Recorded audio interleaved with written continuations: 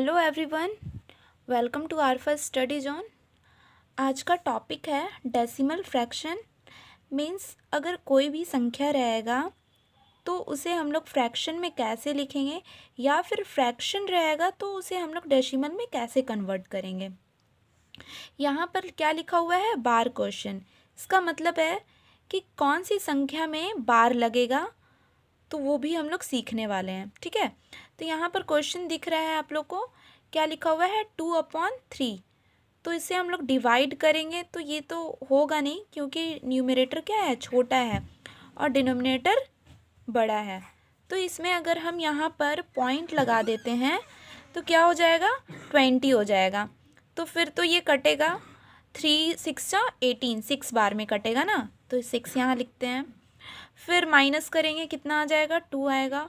फिर से ये 0 लगेगा तो कितना आ जाएगा, 18 आएगा 6 बार में। फिर से 2 बच रहा है, फिर से यहाँ पे 6 बार में 18 आएगा। ये इसी तरह रिपीट होता जा रहा है। ये 6 क्या हो रहा है, रिपीट हो रहा है। मतलब पॉइंट के बाद 6 क्या हो रहा है, बार बार रिपीट हो रहा है। तो इसे हम लोग बार में लिख सकते हैं, 0.6। 6 के ऊपर क्या लगा देंगे, बार लगा देंगे। तो इससे ये समझ में आता है कि 6 क्या हो रहा है, बार रिपीट हो रहा है, बार बार रिपीट हो रहा है। तो इसमें हम लोग बार लगा देते हैं। ठीक है, समझ में आ रहा है। नेक्स्ट क्वेश्चन है 5/18। तो इसे भी हम लोग डिवाइड करेंगे तो डिवाइड होगा नहीं। यहाँ पर जैसे ही पॉइंट बैठाते हैं तो ये 50 हो जाएगा। ठीक है, तो 50 तो आता नहीं है 18 के टेबल में, तो क्या आता है, 2 से काटते हैं तो कितना आ जाएगा, 18 2 जा 36 आएगा। फिर उसके बाद 7 बार में कटेगा। फिर से 7 बार में, मतलब ये 7 क्या हो रहा है, बार बार रिपीट हो रहा है। ये इस तरफ बढ़ता चला जाएगा। तो ये रिपीट हो रहा है, 7 रिपीट हो रहा है। तो इसे हम लोग 0.27 और 7 के ऊपर में बार लगा देंगे। तो ये इस तरीके से इसे हम लोग बार में कन्वर्ट करके लिख सकते हैं। ठीक है, नेक्स्ट क्वेश्चन है 5/11। इसे भी डिवाइड करते हैं, पॉइंट लगाइए यहाँ, 50 हो जाएगा। 4 से कटेगा, फिर उसके बाद 5 से कटेगा, फिर 4 से 5 से। ठीक है, ये बार बार रिपीट होता जाएगा। तो इसे भी हम 0.45, अब इन दोनों पर बार लगाएंगे, क्योंकि 4 5 क्या हो रहा है, बार बार रिपीट हो रहा है। ठीक है, अब इसका नेक्स्ट क्वेश्चन देखते हैं, 5/3 है। तो इससे भी हम लोग डिवाइड करते हैं, 3 से कट जाएगा ना 1 टाइम्स में, 3 1 जा 3। फिर इसके बाद कितना बचेगा, 2 बचेगा। तो 3 से तो वो कटेगा नहीं, तो यहाँ पर पॉइंट लगाएंगे, 20 हो जाएगा। 6 से कट जाएगा, फिर 6 बार बार रिपीट हो रहा है। तो ये इसे हम लोग 1.6 और 6 के ऊपर में क्या लगा देंगे, बार लगा देंगे। तो इस तरीके से हम लोग सॉल्व कर सकते हैं। ठीक है, ये अभी हम लोग क्या सीखे कि फ्रैक्शन वाली संख्याओं को किस में कन्वर्ट किए हैं, पॉइंट में, डेसिमल में इसे कन्वर्ट किए, और साथ ही साथ इसमें हम लोग बार लगाना भी सीखें। ठीक है, आई होप आप लोग को समझ में आ रही है। अब हम लोग क्या सीखेंगे, जो बार वाला क्वेश्चन रहेगा उसे हम लोग किस में कन्वर्ट करेंगे, फ्रैक्शन में कन्वर्ट करेंगे। तो यहाँ पर क्वेश्चन क्या है, 0.7 और 7 के ऊपर क्या लगा हुआ है, बार लगा हुआ है। तो यहाँ पर देखिए, पॉइंट के बाद जो भी संख्या रहेगी उसे लिखना है। ठीक है, तो पॉइंट के बाद क्या है, 7 है, तो 7 को लिखते हैं।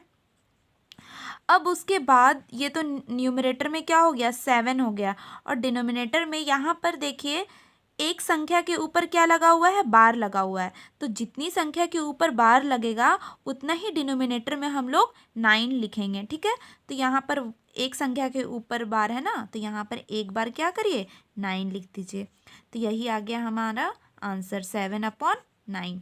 ठीक है, नेक्स्ट है 0.39 और उसके ऊपर क्या लगा हुआ है, बार लगा हुआ है। तो इसे हम लोग कैसे सॉल्व करेंगे, तो यहाँ पर 39 है, तो पॉइंट के बाद जो भी संख्या रहता है उसे लिखना है। तो 39 को यहाँ पर लिखिए।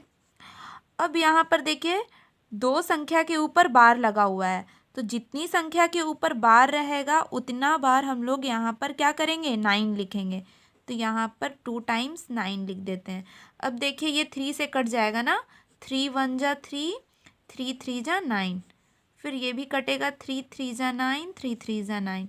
तो हमारा आंसर क्या आ गया, 13/33। अब नेक्स्ट है 0.57 और 7 के ऊपर बार लगा हुआ है, तो इसे सॉल्व करते हैं। तो पॉइंट के बाद 57 है तो उसे लिख लेते हैं 57। अब उसके बाद ध्यान से देखिएगा, यहाँ पर 57 है ना, 5 पर बार नहीं लगा हुआ है, तो जिस संख्या पर बार नहीं रहेगा उसको माइनस कर देंगे। तो 5 को यहाँ पर न्यूमरेटर में माइनस कर दीजिए, ठीक है।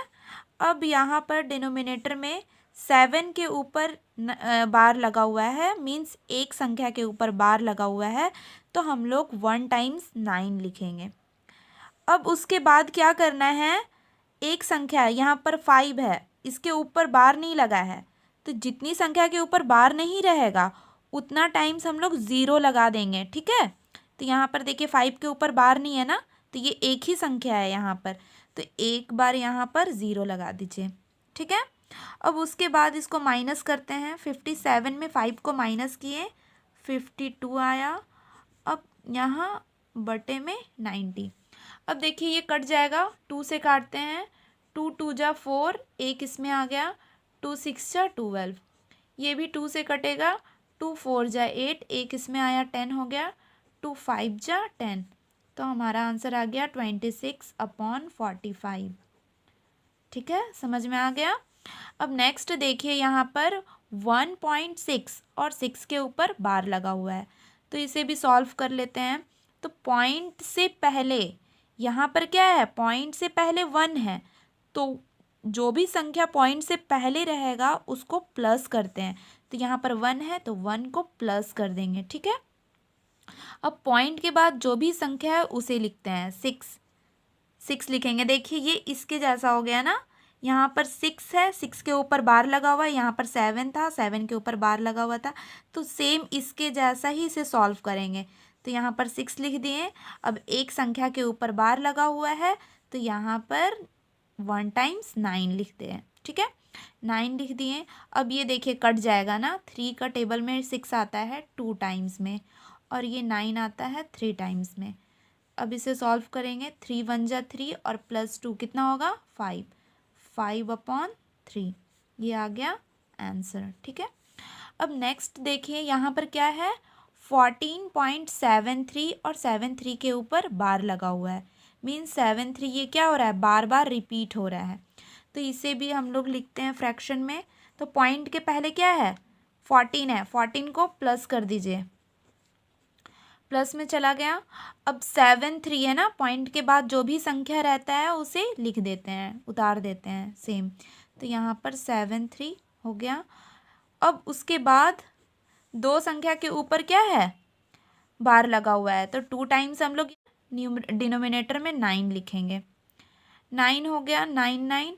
अब ये क्या होगा, अब इसको सॉल्व कर दीजिए।